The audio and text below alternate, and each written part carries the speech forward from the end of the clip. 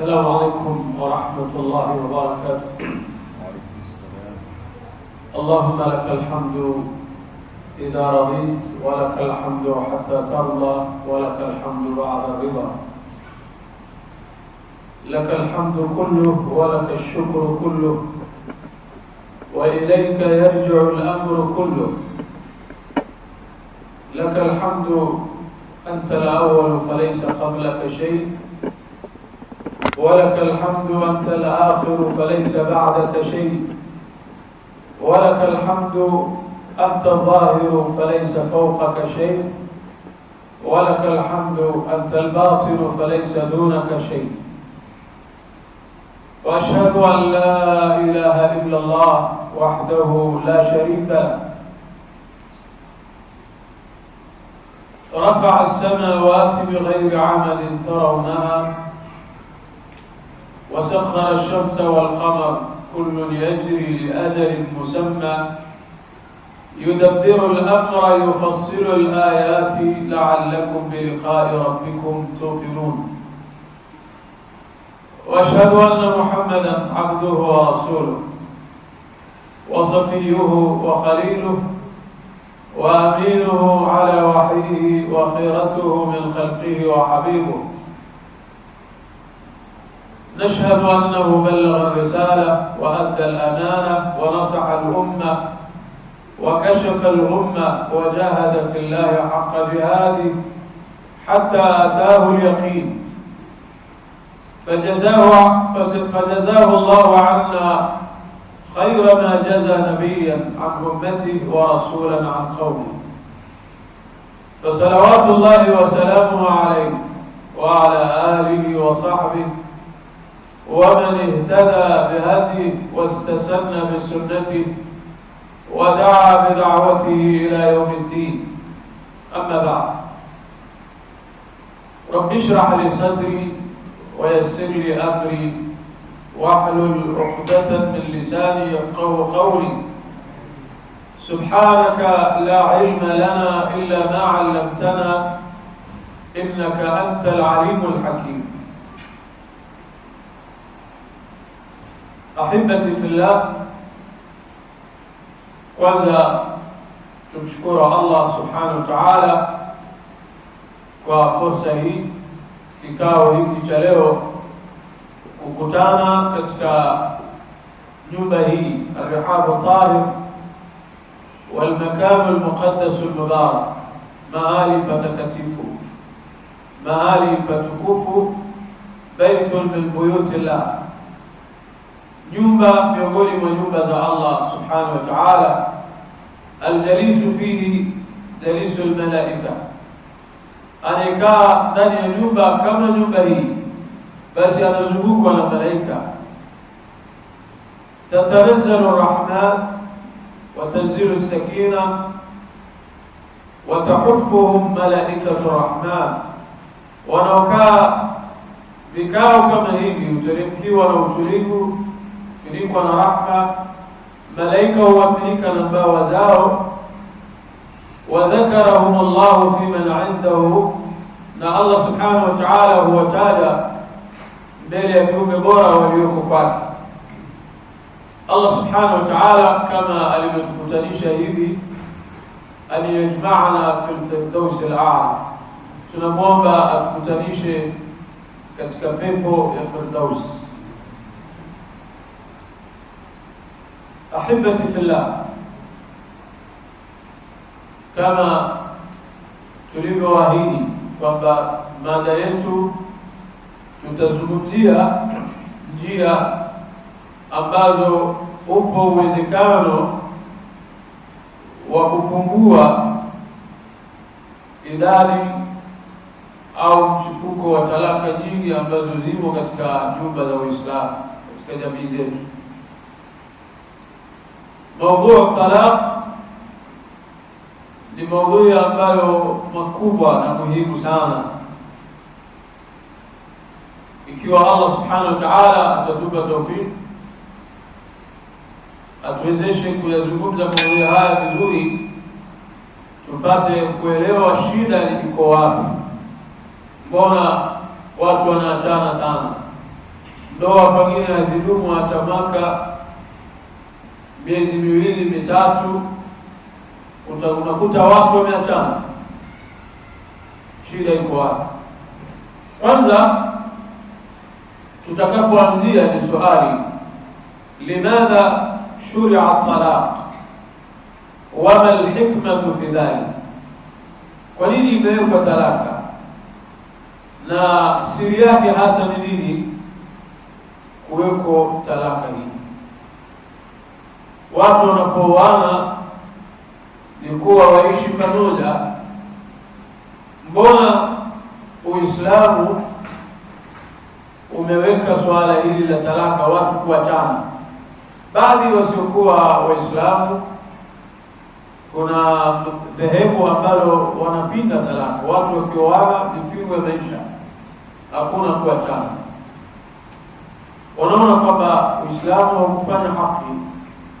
Lakini wa inna min nakadi dunya ala al-hurri an yara aduwan lahu ma min sadaqatihi buddun, na hakika miongoni mwa nakad ad-dunya, miongoni mwa mateso ya dunia hii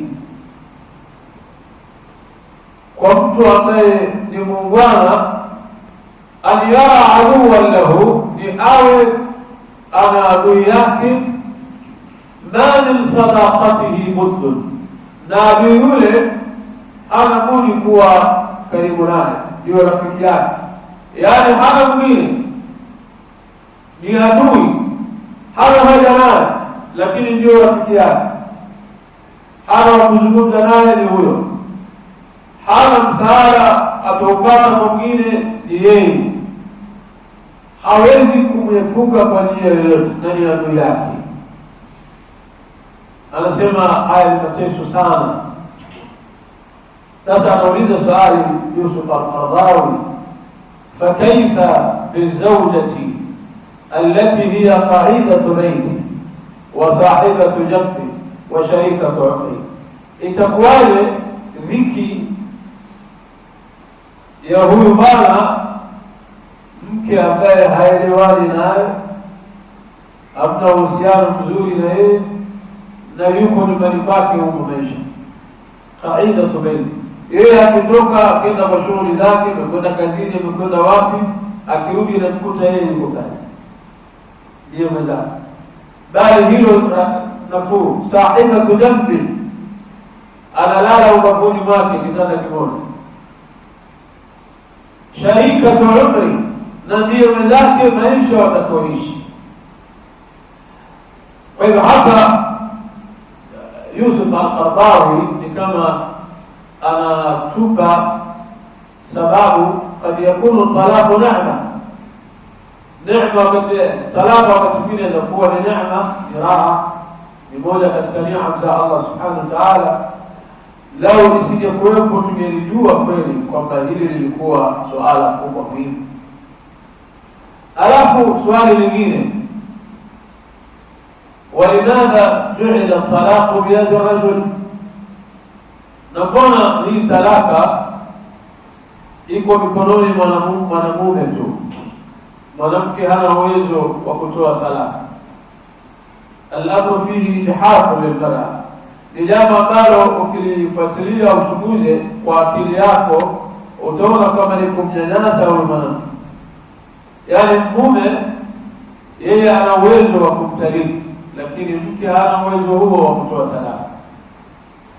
Hata kuwe vipi, kwa nini kusiwe na adala baina hawa wawili, kwamba huyu ana uwezo huu na huyu ana uwezo huu, lakini imewekwa kwamba talaka iko mikononi mwanamume?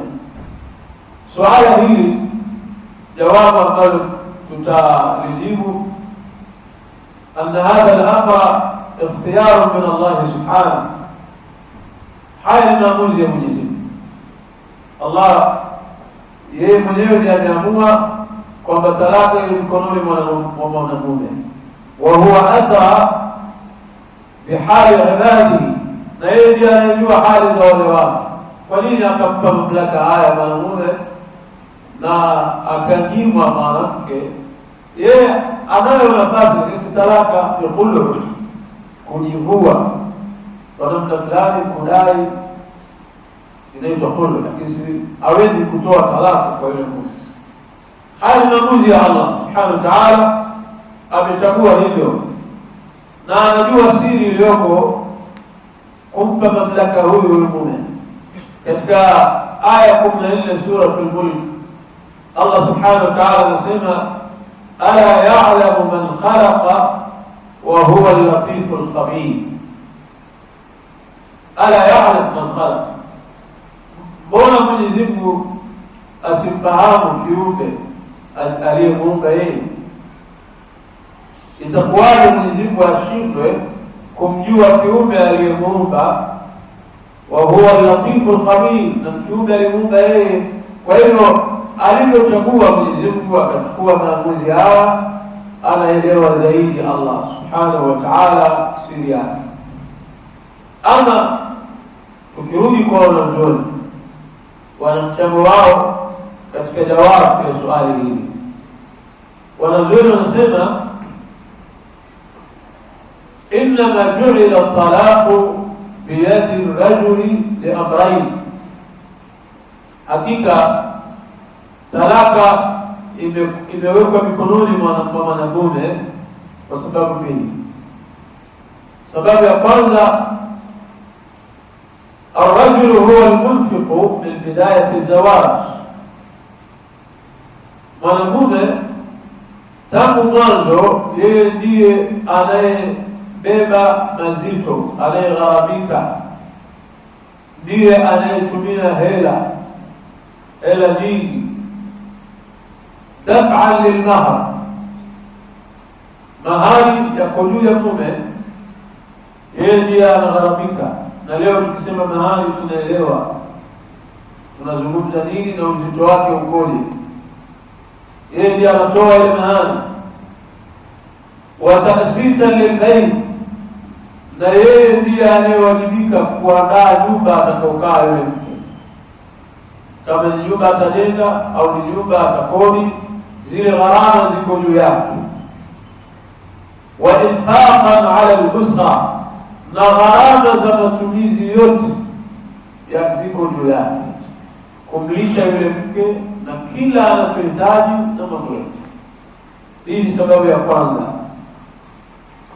Alafu sababu ya pili wanasema ar-rajulu muhayyarun min haythu al-khilqa ala at-tarayyuth wa ta'aqqul, mwanamume kwa maumbile aliyomuumba nayo Allah subhanahu wa ta'ala amemwandaa kwamba ni mtu mtaratibu, ni mtu huyapima mambo yanakwenda vipi, na kisha ni mtu wa kuzingatia zaidi, anatumia akili juu ya jambo hili, nifanye nini, nipite njia ipi hapa.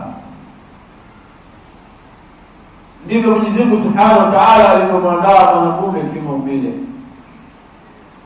Fal-umuru indahu fi al-ghalib al-a'zam ala at-tarayyuf wa at-ta'aqqul. Mwanamume mambo yake mengi sana, utakuta hatoi maamuzi illa baada diraya, baada ya kujua matokeo yake inakuwa, hasara yake itakuwa vipi, je kuna faida ama nini. Kwa hiyo mwanamume kimaumbile ni mtu taratibu sana, hatoi maamuzi ya ovyo, hatoi maamuzi ya haraka. Ulipima jambo akasubiria, akenda na lile jambo na kuliangalia, lau naamua hivi mimi napata natija gani, tofauti na mwanamke. Wanasema ulama fahuwa aqallu infi'alan wa adbatu nafsan wa ashaddu tahakkuman wa absaru bi'awaqib al-umur. Mwanamume kimaumbile alimuumba nayo Allah subhanahu wa ta'ala hana tension ambazo za kijinga juu ya swala la ndoa, tangamano lake na yule mke, yani hana wazimu wa kuchemka tu ovyo na kuchukua maamuzi ya haraka bali anaidhibiti nafsi yake sana. Mwanamume anaweza akakasirika juu ya jambo fulani au kosa lililotokea kwa mwenziwe, na ukamkuta anaishi na yule mwenzake muda mrefu sana, karibu miaka, na maudhiko yale yuko nayo, na anamfanyia kila haja zake, anasimama juu ya majukumu yake, anapima lile jambo, nichukue uamuzi gani, nipite njia ipi? Kwa hiyo ni mtu ambaye anatoa maamuzi ambayo anajua haya yana natija, na ndio Allah subhanahu wa ta'ala akamfanya kiumbe huyu awe ndiye mwenye kumiliki talaka mkononi mwake. Allah subhanahu wa ta'ala katika surati an-Nisa aya 34 anasema, الرجال قوامون على النساء بما فضل الله بعضهم على بعض وبما أنفقوا من أموالهم. الله سبحانه وتعالى anasema الرجال قوامون على النساء, wanaume ni wasimamizi wa wanawake. Yani Allah subhanahu wa ta'ala hapa anatufunza kwamba wanapokuwa watu wawili, ndoa au nyumba, yuko mume na mke, ni sawa na muasasa, ni sawa na yani shirika fulani. Lazima kuwe na kiongozi mwenye amri ya mwisho pale, lazima kuwe na qaid wa sahibu alqarar, lazima kuwe na mwenye maamuzi atakayochukua mwisho. Allah anasema ar-rijal qawwamuna 'ala an-nisa, wanaume ndio wasimamizi wa wanawake. Kwa sababu gani? Bima faddala Allahu ba'dahu 'ala ba'd, kwa sababu ya ubora aliyomfadhilisha Mwenyezi Mungu mwingine kuliko mwenzake. Hapa Mwenyezi Mungu anathibitisha kwamba alimfadhilisha mwanamume kwa mambo ambayo mwanamke hana, heshima yake na mwenye kutangamana na jamii na kimaumbile, mwili wake, akili aliyompa, kipawa cha kuweza kuyapima. Wale watoto wa kiume walioko ndani ya boma ni wasimamizi wa mama yao. Kwa hiyo aya ina maana kubwa, si maana kwamba wewe utadai madaraka tu kwa mkeo, rijalu qawwamun 'ala an-nisaa. Kwa hiyo aya inazungumzia hapa ar-rijalu qawwamun 'ala al-banat wal-akhawat wal-ummahat, wanaume popote walipo, awe yoyote ni mwanamume, ukiwepo na mwanamke, yeye ndiye msimamizi wa yule mwanamke, awe ana uhusiano naye, ana uhusiano naye, maadamu yeye ni mume na wao kina mama pale, yeye ni msimamizi kuwachunga wale. Lao utatokea madhara, matatizo, ataulizwa yule mwanamume, wewe ulikuwa wapi? Kwa nini ulisinzia wako kawa hivi? Na utaona haya ni mambo ya kweli. Kina mama hata wawe 20 maana wako peke yao, hawana raha, hawana utulivu mpaka kuwe na mwanamume. Lao atatokea mwanamume mmoja na wao ni wengi, wana imani zaidi na yule mwanamume, wanaona sasa hapa tuko katika amani na tuna mtu anayetulinda, na mwanamume ni mmoja. Hii ndio maana ya Allah subhanahu wa ta'ala ar-rijalu qawwamuna 'ala an-nisaa. Kwa sababu gani? Bima faddala Allahu ba'dahum 'ala ba'd, kwa sababu Mwenyezi Mungu wanaume amewapa daraja kuliko hawa. Sasa turudi katika makusudio ya aya, ar-rijalu qawwamuna 'ala an-nisaa. Muhammad Rashid Ridha katika tafsiri yake anasema lam tumnah alqiwamatu lirajuli bila sabab, Tusidhanie kwamba mwanamume amepewa hadhi hiyo, heshima hiyo, cheo na daraja kama ni msimamizi wa mwanamke rahisi bila sababu za msingi, bali hiya taklifun qabla an yakuna tashrifa. Ujue kwamba haya ni majukumu mazito kabla wewe kujigamba na uume wako kwamba wewe ni mwanamume. Mimi bana, mwanamume ni kiongozi. Usione uongozi huo na daraja hiyo, heshima hiyo unaipata rahisi. Kuna mazito ambayo yanayokulemea. Muhammad Rashid Ridha anasema alqiyamu bishay, kusimamia jambo, alhifadh alayhi wa riayatuhu, kutekana ulinzi wa kutosha, kulinda kile kitu. Kwa hivyo akiwa mwanamume ni msimamizi wa mwanamke, nini anachotakiwa? Ni maana bi an yaquma ar-rajulu bikamili ma yasluhu sha'na ra'atihi.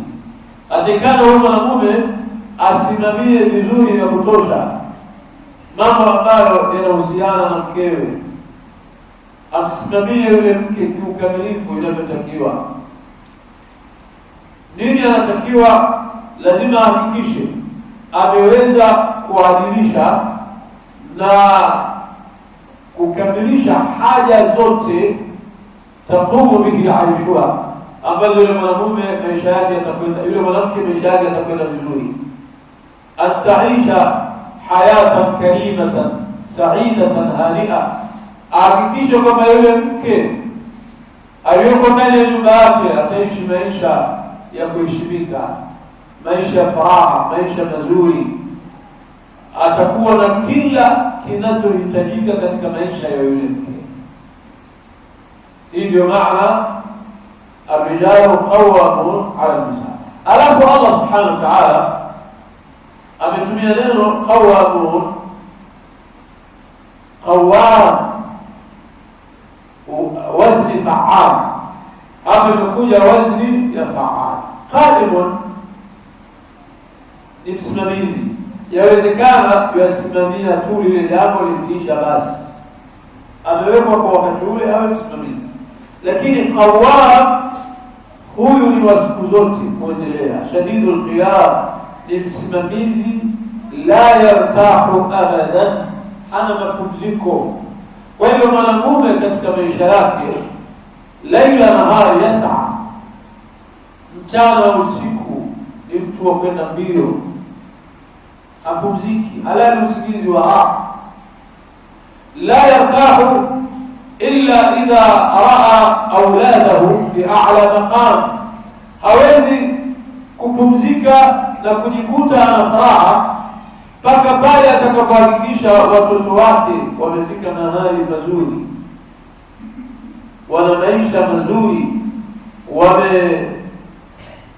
wamekuwa ni watu wa kueleweka. La yartahu illa idha raa zawjatahu qad arafat dinaha wastaqamat ala ta'ati rabbiha.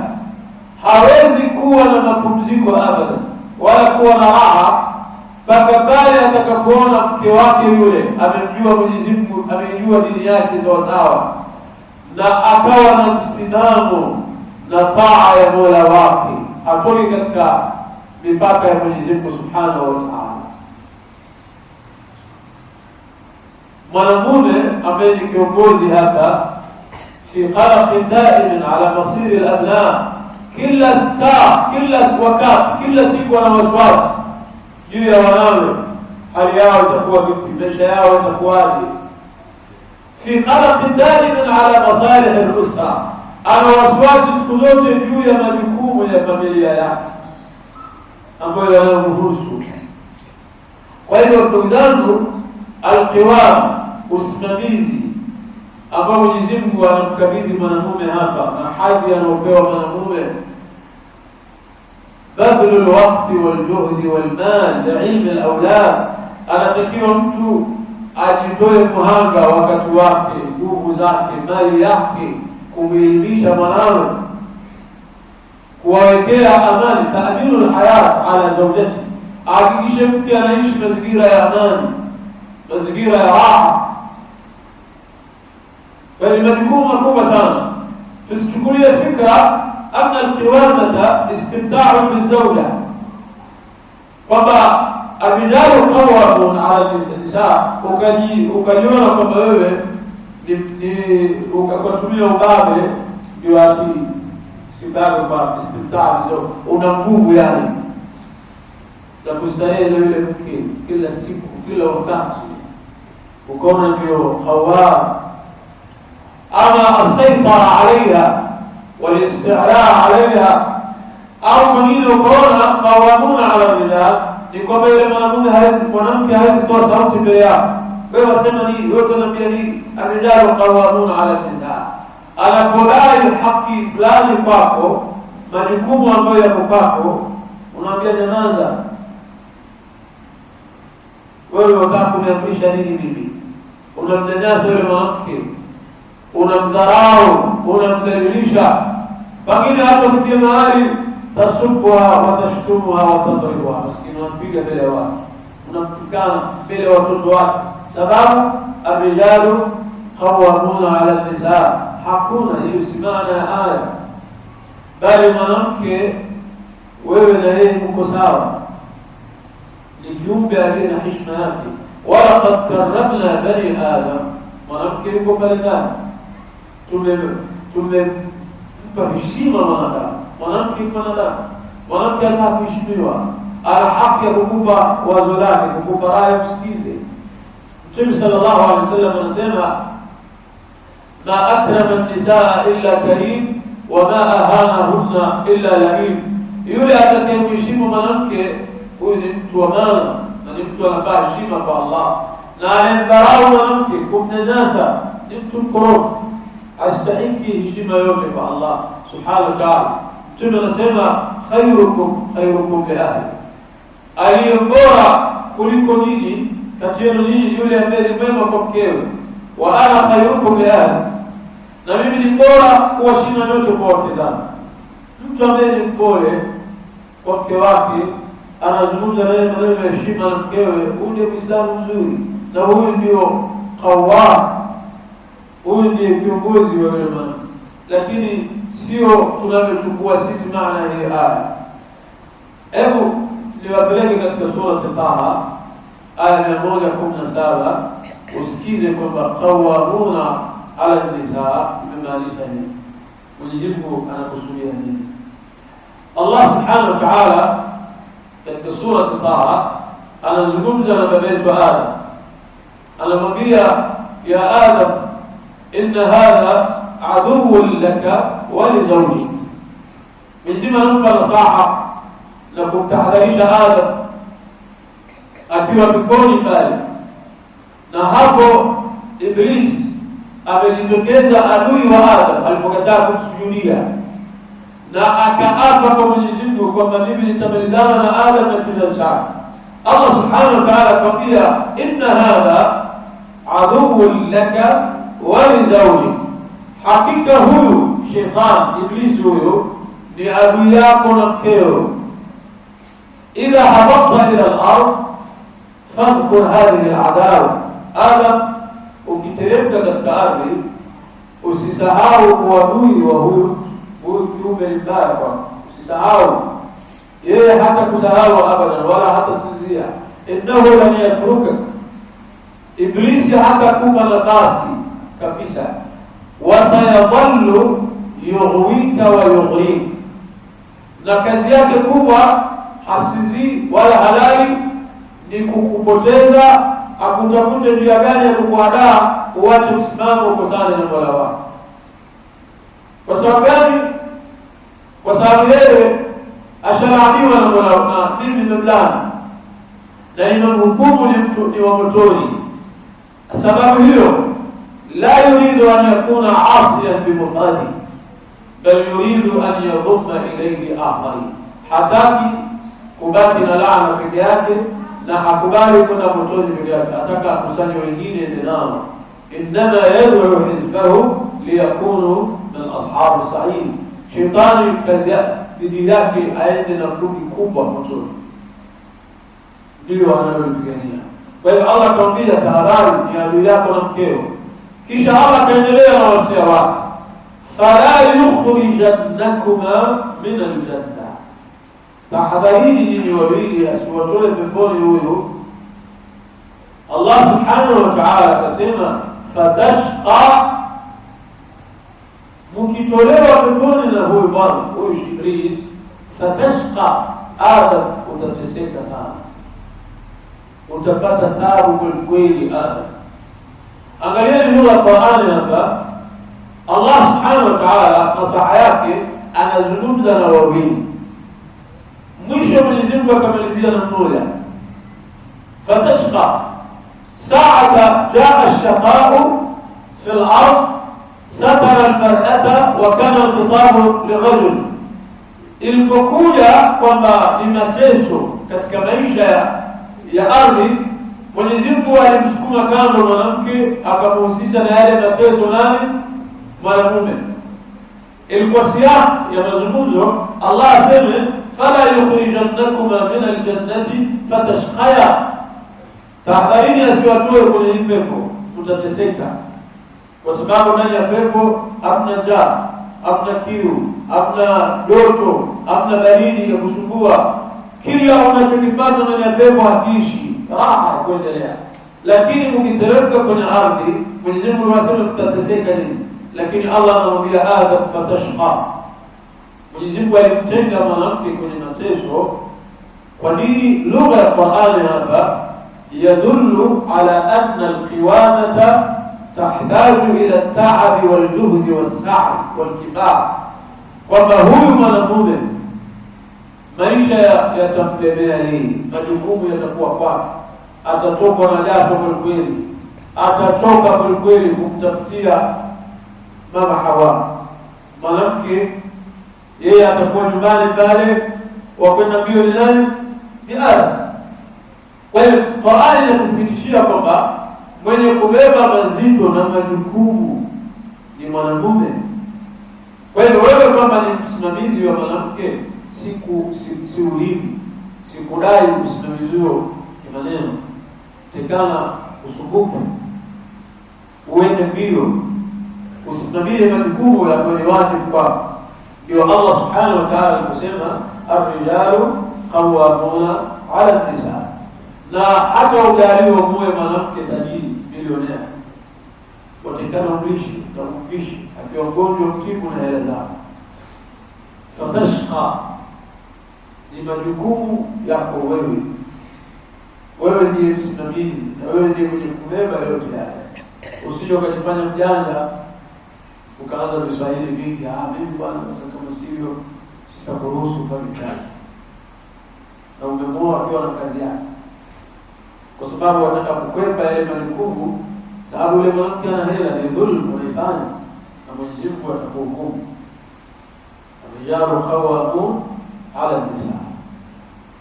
Sasa ikhwata al-kiram, turudi katika maudhui yetu na lengo lilikuwa tulizungumza. Ikiwa talaka huwa nihayatul mataf, ndio mwisho wa mzunguko na safari ya watu wawili walikuwa na ndoa, imefikia kwamba wapeane, mume atoe talaka. Hapa kabla ya hii talaka labudda an yasbiqahu umurun 'idda hatta la yalja an-nasu ilayhi. Allah subhanahu wa ta'ala anatutaka tuchukue hatua zinazofaa. Kuna mambo muhimu yatakana yafuatiliwe ili hawa wawili wasije wakaangukia kwenye talaka, wakaja kubomoa nyumba waliojenga na maisha yalikuwa furaha na tangamano zuri, furaha ile karibika sasa ni kuachana na chuki. Kabla hawajafika hapo, ili kuikwepa ile talaka, watu wasiangukie pale, tufanye nini? Allah subhanahu wa ta'ala ametueleza katika mafundisho ya Qur'an na hadithi za Mtume sallallahu alaihi wasallam makosa ambayo hutokea yakaja yakasababisha ndoa kuvurugika ni haya ambayo tutaeleza hayafuatiliwi. Jambo la kwanza muhimu sana, husnu ikhtiyari zawja. Wakati unaamua kuingia kwenye ndoa, wataka uwe na kwako, una mkeo, jambo muhimu sana watakana uchague mke mzuri. Usije ukajichagulia mke tu kisha baadaye ukajikuta kwenye kutoa talaka, ili kuzuia isipatikane talaka. Yatakana watu wakati wanaamua kuoa, ni mke gani anaolewa, wamoa mke yupi. Hata kama biashara anapotaka kufanya biashara mathalan ya matatu, au anataka kufanya biashara ya taksi, ana umba yake, sio? Katika ushauri atakaopewa, anashauriwa kwamba anunue gari mpya. Kama ni matatu, nunua gari matatu mpya. Tafuta hela zako, hata kama ni gharama, lakini iwe ni gari zuri. Badala ya kwenda kununua second hand, lile gari ni bovu, walinunua kwa mtu analiuza tayari kuna matatizo. Bila shaka ukinunua gari lile, baada ya mwaka mmoja litakuwa juu ya mawe, kwa sababu halikuwa zima. Kwa hiyo tunapoamua kutafuta mke, unataka kuoa uingie kwenye ndoa, chagua mke anayetakikana, mwenye ili utadumu kwenye ile ndoa, utaangukia kwenye msiba wa talaka. Husnu ikhtiyari zawja, ili ni swala muhimu sana. Na linasi fi ikhtiyari zawja madhahib, watu katika kuchagua mke uchagua tofauti. Kuna njia zao chagua tofauti. Wala fi awsaf an-nisa matalib, na katika kumchagua mke pia kila mmoja ana macho yake. Yule ambaye mimi nitamuona ananifaa, hakufai wewe. Yule ambaye atanipendeza mimi hawezi kukupendeza wewe. Kila mmoja kad alima kullu unasin mashrabahu, kila mmoja ana ladha zake. Kuna mwingine anakwambia bwana nikimuona huyu bwana nimekufa nimeoza mimi, lakini wewe unamuona unashangaa na uzuri yake. Kwa kila mmoja ana mapali, ana mitego yake pale, ana kuchagua kwake.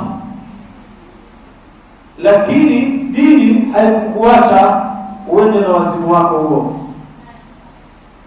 uende na macho yako kichongo. Dini imekuhurumia. Rasuluna Muhammad sallallahu alaihi wasallam ameingilia kati, akatupa nasaha ala an yakuna asasu al-ikhtiyar huwa din. Kuchagua kwako vigezo vyote ambavyo wewe vitakuvutia au kuona bora ndiye mke, iwe ni dini ndio muhimu. Waweza ukavutiwa na yule mwanamke uzuri wake, waweza ukavutiwa na mlango aliotoka, ni mlango mkubwa. Unaona kwamba ukishampata yule binti pale wanamesema umepata, kwa sababu familia kubwa, familia watu matajiri. Bila shaka ukifunguliwa mlango na wewe utanemeka pale, umemoa watamchagua kwa ajili hiyo, ama kwa sababu ya utajiri, mali yake alionayo. Ni vipimo ambavyo iko, lakini Mtume anakwambia achana na hayo yote. Fadfar bidhati din taribat yadak, angukia kwenye sifa ya dini, huyu atakuokoa. Mwanamke mwenye dini tuksibuka saadata darain. Unapokuwa mwanamke mwenye dini atakupa furaha duniani na furaha akhera. Kinyume chake waweza ukaishi na raha hapa, ukaishi na maisha ya furaha, lakini waenda motoni akhera, kwa sababu aweza kukusababishia mengi ambayo maovu, ukenda kinyume na Mwenyezi Mungu anavyotaka. Sasa Mtume sallallahu alaihi wasallam anakwambia, chagua mwanamke mwenye dini, huyu ndiye mwanamke anayefaa. Hapa ukifeli hapa, mwisho wako utaangukia kwenye talaka. Hapa hakuna budi. Ukimkosa mwenye dini, ujue mbele kule utaweza kuvuka hiyo bahari. Na wengi wanaoangukia kwenye talaka, ukichunguza kuna mapungufu ya yule mke upande wa dini. Na mwanamke mwenye dini tunamsema ni yupi? Allah subhanahu wa ta'ala anatueleza dini, mwanamke mwenye dini ni yupi. Allah anasema, fasalihatu qanitatu hafidhatu lilghaib bima hafidha Allah. Mwanamke mwenye dini ni mwanamke saliha, mwanamke mwema, mwanamke mwema. Almar'atu salihah hiya allati istaqamat ala almanhaj alladhi wada'ahu laha khaliquha. Mwanamke mwema ni mwanamke ambaye ana msimamo na sheria aliyomwekea Allah, anamwogopa Mola wake, haendi kinyume na amri za Allah subhanahu wa ta'ala. Salihah. Na ndio Mtume anasema, ad-dunya kulluha mataa wa khayru mataa'iha al-mar'atu salihah. Mwanamke mwenye dini sifa nyingine, qanita. Qanita, wanawake wema ni wenye dini safi, imani na Mwenyezi Mungu subhanahu. Kisha qanita al-qunut bimaana dawamu taa, mwanamke mwenye utiifu, hakutii pale unapomfanyia yake anayoyataka, la, yeye ni mtiifu siku zote. Muti'atan lillah wa muti'atan li zawjiha, anamtii Mwenyezi Mungu na anamtii mumewe. Wa madamat salihah fahiya takunu qanita, ikiwa atapata sifa ya kwanza salihah, yote lazima atakuwa qanita. Maadamu anamwamini Mwenyezi Mungu, anamtii Mwenyezi Mungu, lazima akusikize. Taa ya mume ni katika amri za Allah subhanahu wa ta'ala, naye hataki kurudi Mwenyezi Mungu. Kwa maadamu anamtii Mwenyezi Mungu, atakuta katika amri za Mwenyezi Mungu kubwa ni kumtii mume. Kwa hivyo yeye hakutii kwa kuogopa, hakutii kwa sababu wewe wamtimizia anayotaka, la, anakutii kwamba taa yako ni ibada. Akifa amepata radhi yako, anakwenda janna. Qanita. Alafu hafidhatu lilghaib bima hafidha Allah. Sifa ya mwanamke mwenye dini, mwanamke mwema, ni mwanamke aliye na sifa gani? Ana ifa, ni mtu wa kujichunga nafsi yake. Hafidhat lilghaib, hafidhatu liazwajihinna inda ghaibatihinna, ni mwanamke ikiwa mumewe hayupo anajihifadhi, haendi kinyume na yule mume. Mwanamke anamtulia nyumbani, mume akisafiri yazunguka sokoni kule, kwenda kwenye mkutano ya vyama, wala mkutano wa wanasiasa, na alikuwa hatoki mume wake, lakini anamheshimu yule mume na anajichunga nafsi yake ikiwa mume hayupo, anajihifadhi nafsi yake. Hafidha liazwajihinna fi ghaibatihin wa tahfadhu sirra albayt. Hafidhatu lilghaib, katika ghaib ni siri ambazo ziko baina mume na mke.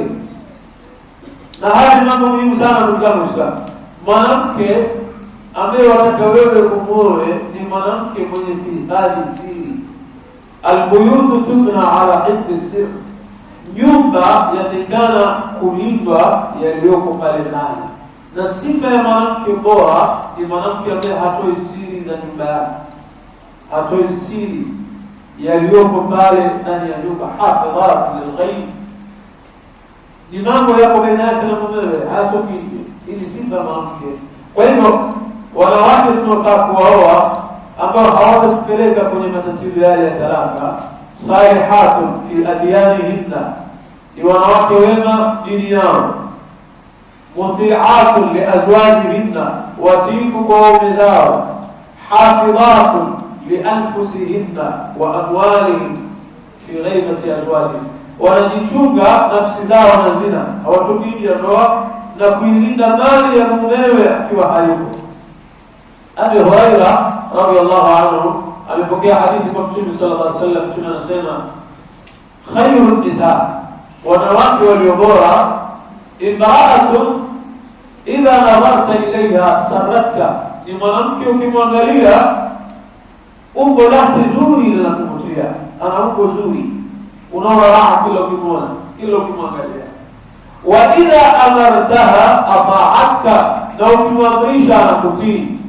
Wa idha ghibta anha, na ikiwa uko mbali na yeye, hafidhatka fi nafsiha wa mali, anajichunga nafsi yake kutoka nje ya ndoa na anaichunga na mali yako. Analinda nyumba yako, anachunga watoto wako, analinda kila kilicho chako, na anajichunga yeye kwamba yeye ni mke wa mtu. Kwa sababu gani? Anadini. Na Mtume sallallahu alaihi wasallam anasema kullukum ra'i wa kullukum mas'ulun an ra'iyati. Mtume anasema kila mmoja ni mchunga na kila mmoja asimame kwa jukumu lake. Falmar'atu ra'iyatun fi baiti zawjiha, hadithi ya Mtume anamwambia mwanamke ni mchunga wa nyumba ya mumewe. Imetajwa nyumba ni maana kulinda utawala wa yule mume, mali yake, watoto wake, kila. Kwa hiyo hapa ni hatua ya kwanza muhimu sana. Unapomchagua mke, mchague mwanamke mwenye dini. Usibabaishwe na uzuri wake, unayayuka tu haraka. Akibeba mimba moja, mimba ya pili, ule uzuri aliokuwa nao haupo, amechachuka. Nadhani anaweza akafilisika. Je, utafanyaje? Na anaweza kuwa na kiburi kwa sababu ya mali yake, huwezi kumwambia kitu. Alafu sifa ya pili, jambo la pili, hatua ya pili, yatakana kwanza tuchukue ili tuepuke ile talaka, an-nadharu ila al-makhtuba. Kabla hujamuoa yule mke, hakikisha umemwona kwa macho yako, sio kumuona kwenye Facebook. Unaonana kwenye Facebook, anakupigia picha, pengine hata ni mzee kama anakuwekea picha za usichana wake alivyokuwa. Na unajua picha hata ukivaa nguo chafu inatoka safi, sivyo? Picha hapo kama nguo chafu kwenye picha inatoka safi kabisa. Mtume anasema idha khataba ahadukum imra'atan, mmoja wenu anapopoza mwanamke, ana haja ya kumwoa, fa in istata'a an yanzura ila ma yad'uhu ila nikahiha falyaf'al, ikiwa anaweza kwenda kumwona yukoje, yuko vipi. Aweza kuwa ni kiburu, pengine amepiga picha yule mzima amekaa kwenye kiti kochi lile. Aweza kuwa ni chombo, amevaa miwani. Kwa hiyo tunasema kama waweza kwenda kumwona, uone kitakachokuvutia kwake, umbo lake liko vipi, nini wataka kwake, tahdi raghbata tabia. Wewe mwenyewe uhakikishe unachokitafuta kwake, nini unapendezwa naye. Nenda muone, fayafala, fanya hivyo muhimu, waonane. Na hapa lazima tumuelewe Mtume sallallahu alaihi wasallam ala haddi al-adab. Mtume anasema umuone, hakukwambia utoke na mtu. Hadithi inasema falyanzur, amwangalie. Ni maana wende ukamuone nyumbani kwao, sio umwite bakuli kichi kule, si yeye aje kule.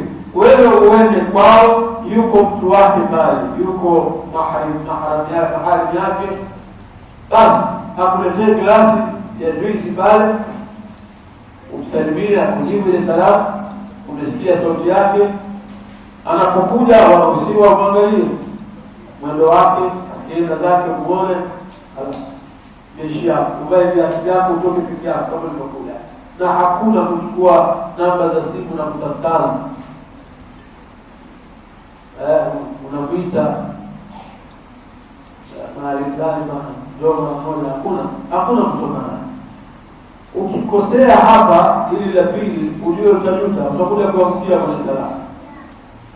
Kwa kumwona hii ni sharti. Alafu la tatu, ishtiraku ridha almar'ati wa adam ijbariha. Ni sharti, jambo la tatu muhimu, yule mwanamke aridhike na yule mume, asilazimishwe. Ishtiraku ridha almar'a, mumpe nafasi, amemwona yule mwanamume, mumuulize umeridhika.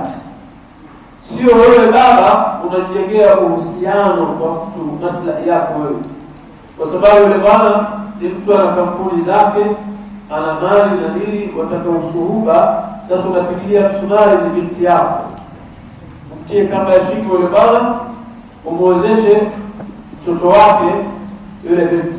Binti amemwona yule mwanamume, hakumvutia, hakumpenda, msimahara sio mwanamke, baada kumpa vitisho. Wajua wewe umekaa miaka hapa, wazeka hapa, kila mtu akija humtaki, la mtakhiari hapa. Azungumze alionalo rohoni mwake kwamba mimi nimeridhika, huyo mume wako. Hiyo tekani kulazimishwa. Na Allah subhanahu wa ta'ala anasema, wala tukrihu fatayatikum ala al-bigha in aradna tahassunan tabtaghuna 'arada al-hayati ad-dunya.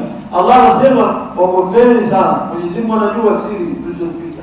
Usije ukamlazimisha, ukamforce yule mwanamke mume hamtaki, walazimisha uzinifu yule mwanamke, kwa sababu ukimlazimisha ataondoka, kwa sababu nyumba imekuwa ni uwanja wa vita. Ataenda kwa yule mwanamume, lakini si wake, ni mume wako wewe. Yeye atamtafuta wake anayemtaka, kwa hiyo atakuwa na waume wawili, na ile zina itakuwa imesababishwa na wewe. Mwanamke alikuwa ametulia maskini na heshima, ana kijana anampenda, amekutiwa na yeye, umemlazimisha ende kwa huyu. Sasa atakuwa pale, huyu bwana akipata kijishakari kidogo, anatoka out na yule, anajibidari raha zake kwa yule, pengine zile raha zipate huku. Sasa maafa haya hisabu kwa Mwenyezi Mungu itakuja kwa. Alafu lingine la nne, almuashara bilhusna, kuishi na yule mke bilhusna, kwa njia ya wema. Na kuishi na kwa wema kila tarafai, ipande zote mbili. Mwanamke aishi na wema kwa mumewe, kuheshimiana, kutakuana kila mmoja ni nani kwa mwenziwe. Wewe uwe pole kwake, uwe mkarimu kwake, uzungumze naye lugha nzuri kama anavyofundisha Mtume sallallahu alaihi wasallam. Kwa hiyo waishi kwa wema, waashiruhunna bil ma'ruf. Allah anasema ishini na wake zenu kwa njia nzuri, kwa njia inayotakiwa. Haya ni mambo muhimu sana, yako mengi, tuko na haya na nne tutataja. Sasa ndugu zangu Waislamu, tumekwenda vizuri, tumechagua mke mwema kwa vipimo vya dini na nasema, na tulivyomuona maisha yake. Tumemuona yule mwanamke kabla kumwoa, kisha ameridhika yeye, ametamka mwenyewe ameridhika, na mume anaishi naye vizuri, kwa hiyo ama mke anaishi vizuri, lakini kana ghayru al-mutawaqqi, yamekuja ambayo hayakutarajiwa. Katikati mambo yamevurugika. Mwanadamu, matatizo alionao mwanadamu ni mtu wa kugeuka. Alqalbu ashaddu ghalayana min alqadri, moyo wa mwanadamu hugeuka sana zaidi ya maji yanayochemka kwenye sufuria. Yale maji yakichemka, unaona vile yanafanyika, ndio moyo wa mwanadamu. Mwanadamu ni mtu wa mabadiliko siku zote. Mwanamke anaweza akageuka maskini, akabadilika vile alivyokuwa tofauti. Mwanamume akaona mabadiliko ambayo si. Sasa yanapokuja maisha hawa wawili sivyo yalivyotarajiwa, tufanye nini? Allah subhanahu wa ta'ala anatupa njia za kuzifuatilia tusifike kule kwenye talaka. Na hizi njia mara nyingi huwa watu hawendi na Qur'an. Lau tungeishi na Qur'an tungekuwa na suluhisho. Allah anasema wallati takhafuna nushuzahun, na wale wanawake mnaochelea, takhafun nushuzahum, mnawaona wanatoka kwenye taa, wameanza kiburi, wamebadilika tabia zao, takhafuna nushuzahum. Ardhu nashis kwa Kiarabu ni ardhu murtafi'a. Nashis, ardhu nashis ni ardhi mahali pana mlima pameinuka juu. Mwenyezi Mungu anasema wallati takhafuna nushuzahun, yaani unapoona yule mwanamke amekuwa na kiburi, ametoka kwenye sehemu yake, amepanda daraja si yake, anaamua kwamba yeye awe juu kuliko mume, na mume ndio mwenye daraja, amekuwa mkaidi, analoamrishwa hataki kulifanya. Sasa Allah anasema mnapochelea makosa yanayofanyika, Mwenyezi Mungu anasema wallati takhafun, mnapochelea, ya maana yake ule uasi wa mwanamke haujatokea, umeona zile dalili ukawa na hofu, hii ishara mbaya. Sasa makosa yanayofanyika, sisi huwa tunakuja baada ya mwanamke yani irtafa'at ila rabwa, ashapanda kwenye mlima kule juu, wewe umesinzia na alianza polepole kugundua. Mwanamume yanbaghi an yakuna hadiran mutayaqidan mudaqiqan, ikana mwanamume awe macho kwelikweli, anafuatilia, anamchunguza yule mke, akiona zile dhawazi, anaona zile ishara, dalili tu, huyu anaanza tabia, sio achukue hatua pale pale, sio ukolee. Mwenyezi Mungu akusema na wale wanawake umewaona ni wajeuri, sema takhafun, mnachelea hivi, anapokuja huyu ana mabadiliko. Na mwanamke vile vile, wa in imra'atun khafat min ba'liha nushuza, mwanamke kimona mumewe pia dalili pale pale, ni wakati mzuri. Allah anasema nini? Fa'idhuhunna, kama yule mkeo, fa'idhuhunna, pe mawaidha, pe nasaha, fa'idhuhunna. Sasa hapa Mwenyezi Mungu anakuambia mpe nasaha, yatakana mwenye kutoa nasaha, wewe mkamilifu, wala kueleweka, ni kwamba lile unalomwambia wewe huko nalo, ile tabia unamkataza wewe huna tabia ile. Huwezi mwambia kuelewe wakati wewe hiyo vituko vyako. Alafu kumpa mawaidha yule mwanamke, antantahiza fursata sijani almar'ati ma'ak, watakana umtegee yule mwanamke wakati moyo wake sawa, ana furaha, yuko sawa na wewe, ndio pale makana naye mazungumzo. Ta'iduha wa anta tamliku qalbaha, unampa zile nasaha na moyo wake umeumiliki mkononi. Pengine umemletea zawadi iliyo nzuri nono kweli kweli, umemaliza mambo yake, pale nazungumza na ile nasaha inakubaliwa haraka sana. Hata mtu rafiki yako huwezi kuja kumpa nasaha wa qalbuhu lam yakun mutaalliqan bi, yule bwana ana stress zake na mambo yake, pengine hata mnaongea siku mbili tatu, unataka kumpa nasaha, unamzidisha hata afanye ile jambo. Kwa hivyo moja inatikana kwa njia ya upole, ndio sawa. Hivyo hili njia ya kwanza, na ikiwa na imani hata kusikia ukimtajia aya na hadithi atarudi nyuma, tamuomba Allah subhanahu. Alafu hatua ya pili, kama hili halikusaidia, Mwenyezi Mungu anasema wahjuruhunna fil madaji, yule mkeo mgure kwenye malazi, wahjuruhunna fil madaji. Mwenyezi Mungu ametumia neno madja, yani la tahjuha fil hujra, usio kama hama ukienda kulala chumba kingine. Tanamu fi janibin wa hiya fi janibin akhar, wala pale pale kitandani, ubavu wewe ubavu mwingine na ubavu mwingine, unampa mgongo. Na kama umezoea hadithi hii na yeye unapunguza ile mazungumzo, خلاص Ukiingia ndani ya nyumba ni salamu, lile la muhimu umelizungumza, unanyamaza kimya. Wale ambao wanasema baadhi ya wanawake yuslihuhunna alhajru bilkalami faqat. Kuna baadhi ya wanawake ukimfungia mdomo tu utosha, urudi nyuma na kubadilika, ile kwamba asikii tena utani wako, uzungumze naye, hiyo ni tosha. Mwingine mpaka umgure pia, umuhame kwenye raha zake zile. Alhajru bilkalam waljimaa, hii ni tiba. Na mwanamke, ndugu zangu Waislamu, silahu alwahid raghbatu zawaji biha.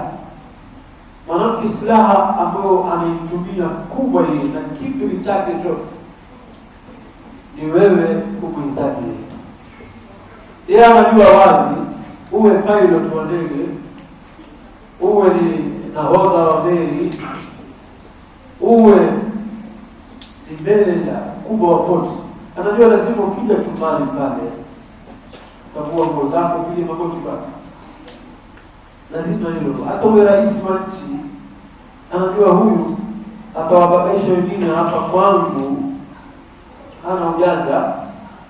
Hiyo ndio silaha ya mwanamke kubwa kuliko anayojigamba nayo, ndio kama nyuklia yake, anajua utamalizana hiyo. Sasa in kunta rajulan wastata'ta an tahjura, wewe ukiwa kweli utakuwa mwanamume na umuhame, ushughuliki naye, wala naye pale kama kwamba ni mwanamume mwenzio, ili litakuuma sana, atajisikia mnyonge kweli na yahitaji moyo. Lakini ulama wanasema almar'atu aqwa ala alhujran min asbar ala alhujran, mwanamke ana moyo wa kuvumilia kwa muda mrefu. Wa anta aqallu sabra minha, wewe huwezi kutoboa muda mrefu, mwanamke anaweza kukaa hivyo, kwa sababu wewe unachemshwa na jambo dogo sana. Wewe ni dhaifu, hata jambo dogo tunakuchemsha na akili inavurugika hapa. Yeye ni mtu pole, asubuki sana na hilo. Kwa hivyo Mwenyezi Mungu anasema hili la utakapo, lakini ukimwahama chumba kingine, wajua atakana iwe ni siri baina yako na yeye. Haya mambo usiyatoe nje, hata watoto wako ndani ya nyumba wasijue. Ukishahama kwenye chumba unacholala, ulale chumba kingine, ana binti yake na fahamu zake, anajua nini kinaendelea, watoto watashangaa. Ni maana unatangaza mapungufu yake, kwa hivyo na yeye atatangaza vita. Sasa hamwezi elewana tena, itikana hiyo siri usitoe. Na wanasema ulama, mume na mke wakigombana, kusiwe na mwingine hapa katikati, jua halitazama wanasemeana, kama hawezi mbali, lazima wazungumze. Kuna jambo tu litawaleta pamoja. Akiingilia mtu mwingine, ima upande wa mume anamzidisha ujeuri yule mume, akiingilia mmoja katika upande wa mke anazidisha ujeuri. Kwa hivyo Allah subhanahu wa ta'ala anasema wahjuruhunna fil madaji, alafu la mwisho wadribuhunna. Tiba ya tatu mzima unasema wapigeni. Umempa nasaha kusikia maana pale kiburi pale kwa pale ujeuri, sasa upige. Lakini alulama wanasema inna dharba bishar, pigo hili lina sharti, alla yuksira udwan wala yatruka athara wala yasira daman. Uhakikishe mambo matatu: hutamjeruhi mahali atoke damu, hutamkunja kiungo, na hutaacha athari. Yaani usipige kabaki alama kovu yoyote kwa mwili wake. Lengo ni kwamba wewe umuonyeshe kwamba huna raha na yeye. Na Mwenyezi Mungu Subhanahu wa Ta'ala ametufundisha ndani ya surati Sad. Sayyidina Ayub alipomkasirikia mke wake, aliapa akipoa atampiga bati 100. Alipopoa Ayub alayhi salam, Mwenyezi Mungu ili atimize kiapo chake alisema nini? Waqul biyadika dhifra wadrib fihi wala tahzan. Ayub sipata taabu na kiapo chake na nadhiri uliweka. Mwenyezi Mungu anambia achukue dhif. Adhifu wanasema huzma min alhashish fiha 100 ud, ni nyasi zile kauka, ni fito hafifu umekauka, mwenyewe akamwambia tafuta kitu kama zile nyepesi 100, alafu mpige mara moja. Tosha, pati 100 ndio hapa natosha. Kuonyesha Mwenyezi Mungu lile pigo la mwanamke laenda vipi. Sasa ndugu zangu Waislamu, tumalizie nukta yetu. Tumetumia hizi tiba zote imeshindikana, mambo yako vile vile. Allah subhanahu wa ta'ala anasema hii kesi sasa ipeleke kwingine, nenda mahakama nyingine, kwa sababu hali imekuwa ngumu. Lakini bado Mwenyezi Mungu anakushauri waenda kwa nani? Mwenyezi Mungu anasema wa in khiftum shiqaqa bainihima fab'athu hakaman min ahlihi wa hakaman min ahliha. Sasa waiteni mmoja katika watu wa mume na mmoja upande wa mke. Lakini kina nani? Allah anasema hakam. Al-hakam ni mtu ambaye ana sifa ya uadilifu na uchamungu, wa hasanu nadhar wal basar bil fiqh. Yani mtu ana ilmu ya dini na ni mchamungu, anaogopa Allah na atahukumu kwa ule usawa, hana mapendeleo. Utakaowaita wale watakaosikiza kesi yenu, kwanza wale wana uhusiano na familia. Zile siri za ndoa hazifai kutoka nje kwa sehemu. Hapo Mwenyezi Mungu hajakwambia uende kwa shifani wala uende ofisi ya kadhi. La, yule kadhi hana nasaba na wewe, hana uhusiano na mkeo, wala hana damu na nini. Mwenyezi Mungu anachotaka jamaa yake ambaye ni mtu ana elimu na ni mcha Mungu, anaelewa mambo ya ndoa yanakwenda vipi. Wakae wao wawili, huyu atakuwa anamhurumia huyu mume kumpoteza mke wake, na huyu ana huruma na huyu binti kumpoteza mumewe. Hawa watu wawili watakuja kuwakatanisha. Hiyo Qur'ani inatufundisha. Lakini utaona mtu anaanza kusana, akienda kwa mzee wa mtaa anamshtaki mumewe. Mzee wa mtaa ni vipi? Hii haituambii mambo haya. Wanaenda kuangusha mambo mazito ndani. Wanazungumza siri zao. Ule ukosefu wa heshima na ni kwenda kinyume na dini. Na hii itachangia suluhu haipatikani tazidisha. Na hawa wawili wamekaa, hakupatikana suluhisho. Allah subhanahu wa ta'ala anatoa nafasi kwamba sasa mwe kukana. Maadamu hakuna suluhisho, ni kama ile upasuaji kama kufanya operation. Dawa zote hazisaidii. Lakini fanya upasuaji ile talaka. Lakini angalia Mwenyezi Mungu alileta nafasi ya talaka. Ni kitu hamna. Mwenyezi Mungu hataki jambo hilo. Sasa likiwa linakuwa vipi? Mwenye kutoa talaka kuna mipangilio. Yutalliquha fi tuhri nasaha fi. Wala kama apipe talaka yule mke baada ya yeye amewahi kukutana naye tendo la ndoa, amekaa kapata tena ada yake ya mwezi,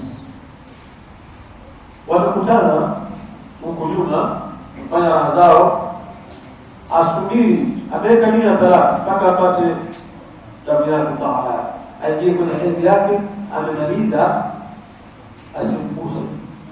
Angalia Mwenyezi Mungu mtego alioweka hapa, mtego ameweka yule mke aweze kukaa siku 7, aweze kukaa siku 10 au 15, na wewe huna pale pa kwenda je, na yuko ndani ya nyumba, amemaliza, yuko msafi, watakumtariki sio, usimguse. Ukimgusa haifai talaka, unaharibu.